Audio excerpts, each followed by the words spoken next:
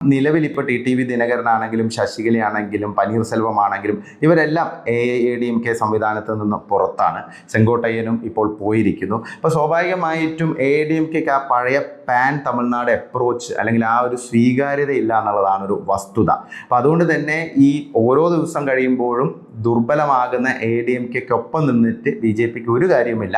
ഒരു long standing ആയിട്ട് കുറച്ച് ദീർഘകാല അടിസ്ഥാനത്തിൽ അണ്ണാമലയെ പോലെയുള്ള ഒരു ലീഡറെ പ്രൊജക്റ്റ് ചെയ്ത് മുന്നോട്ട് പോവുകയാണെങ്കിൽ നല്ലൊരു സ്പേസ് അവിടെ BJPക്ക് ഉണ്ടാകാൻ സാധ്യതയുണ്ടായിരുന്നു. അതുകൂടാതെ തന്നെ ഈ ടി ദിനകരനും പനീർസെൽവം ഇത്തരം ആളുകളെ കൂടി ഒരുമിച്ച് കൊണ്ടുപോകാൻ സാധിക്കുകയാണെങ്കിൽ പെട്ടെന്ന് റിസൾട്ട് ഇല്ലെങ്കിലും എന്തായാലും അടുത്ത നിയമസഭാ തെരഞ്ഞെടുപ്പിൽ അത്ഭുതങ്ങളൊന്നും സംഭവിക്കില്ല. സ്റ്റാലിനും DMKക്കും ഒരു കേക്ക് വാക്ക് തന്നെയായിരിക്കും. കാരണം എന്ത് വന്നാലും ഒരു 26% വോട്ടുള്ള ഒരു പാർട്ടിയാണ് DMK. അതിനൊപ്പം കോൺഗ്രസും മറ്റ് പാർട്ടികളും എല്ലാവരും കൂടെ ചേരുമ്പോൾ ഒരു സിസ്റ്റമായിട്ട് അവിടെ വരും. അപ്പം നിലവിലെ സാഹചര്യത്തിൽ ഒരു പ്രതിപക്ഷ ഐക്യമില്ല. പിന്നെ അതുകൂടാതെ തന്നെ വിജയ് ആണെങ്കിൽ തുടക്കത്തിൽ വലിയ ആവേശമൊക്കെ പ്രകടിപ്പിച്ചെങ്കിൽ ഇപ്പം വിജയ് ഒരു സ്റ്റാൻഡ് സ്റ്റിൽ അവസ്ഥയിലാണ് നിൽക്കുന്നത്. അപ്പോൾ അണ്ണാമലയെ പോലെ ഒരു ലീഡർ BJPയിൽ ഉണ്ടായിരുന്നെങ്കിൽ അല്ലെങ്കിൽ അദ്ദേഹം ഇപ്പോഴും സംസ്ഥാന അധ്യക്ഷനായിരുന്നെങ്കിൽ വിജയെ പോലും NDAയിലേക്ക് കൊണ്ടുവരാനൊക്കെ സാധിക്കായിരുന്നു. അതിനുള്ളൊരു കൺവിൻസിങ് കപ്പാസിറ്റി അദ്ദേഹത്തിനുണ്ടായിരുന്നു.